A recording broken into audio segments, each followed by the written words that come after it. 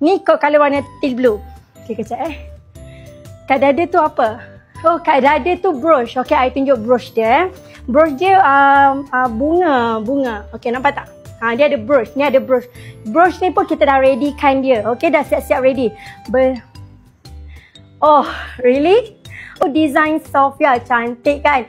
Cantik sangat-sangat yang ini, okey? Yang ini sumpah cantik sangat-sangat. Yang ini siapa yang terawal saja, I bagi masa ya.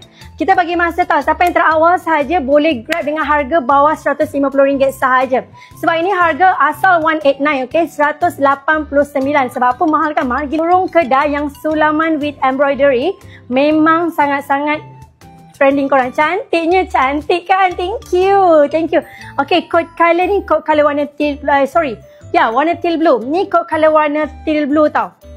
Ni coat color warna teal blue. Okay, next pula ada coat color apa? Okay, I tunjuk coat color gelap dulu tau.